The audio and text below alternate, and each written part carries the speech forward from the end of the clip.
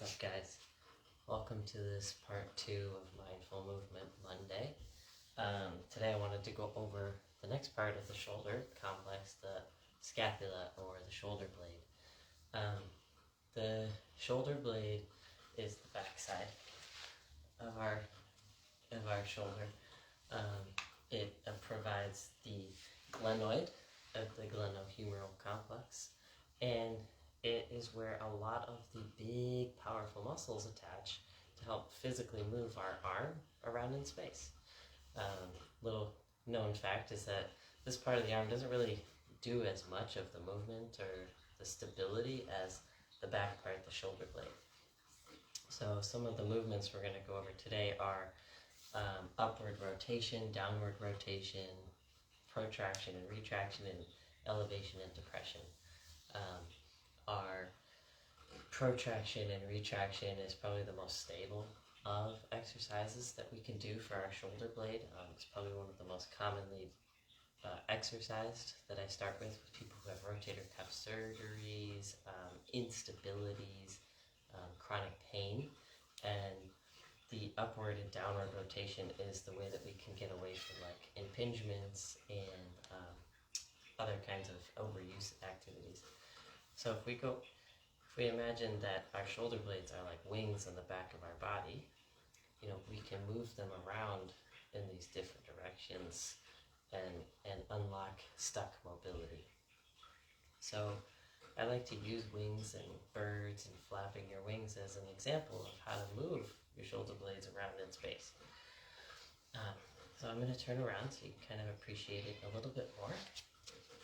So if we're looking at the retraction and protraction. The retracting is bringing the shoulder blades closer together.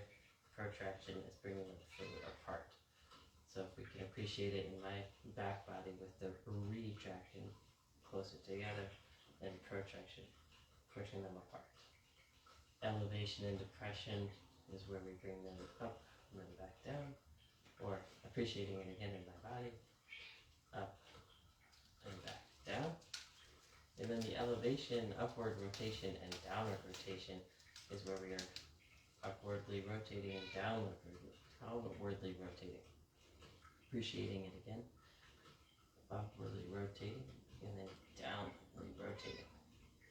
So ways that we can train these exercises and these movements is sitting in place with your hands resting on your thighs and trying to go through these 6 motions without moving your hands, without rounding your spine, without bending your elbows, and really focusing on that back body where your wings attach.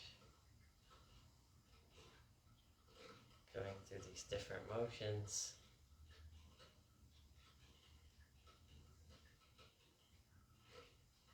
And then once you begin to work with the rotation, you can start to lift your arms up and back down.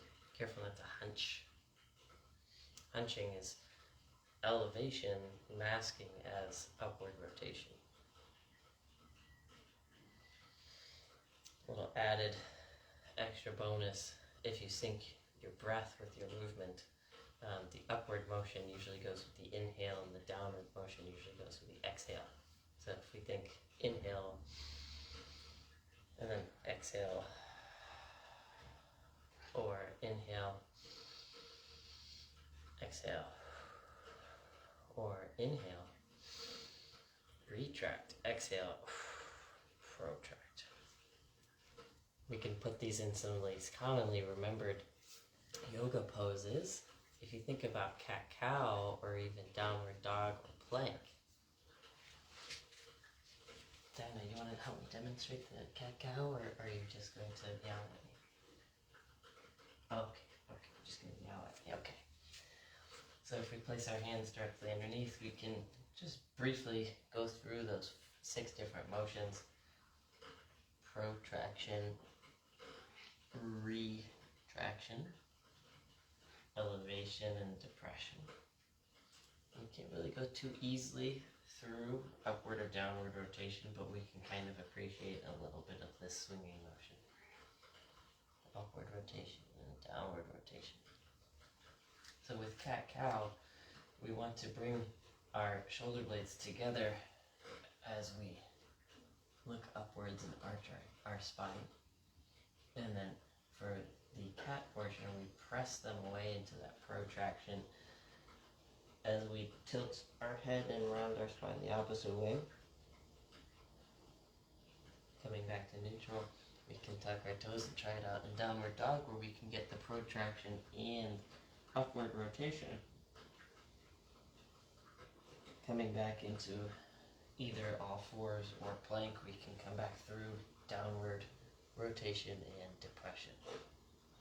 So again, protraction and upward rotation, as well as downward rotation and just a slight retraction to bring it back to neutral. So you can do these exercises, you don't have to come onto the mat. You can do them on the wall, against the wall. You can do them standing in place with your arms just out in front of you.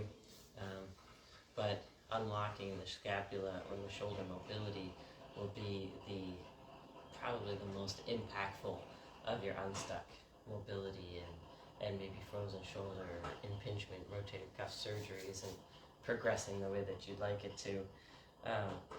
Of course, pairing these scapular motions with the glenohumeral motions from the previous video, we can get to build higher up on our stability, our health, and reduce the risk of further injury.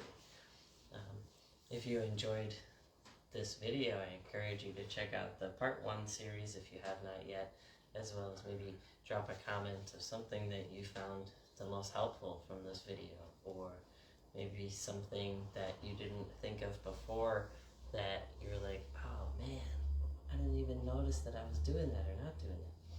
Maybe your shoulders live at your ears like accessories or earrings, and you never knew.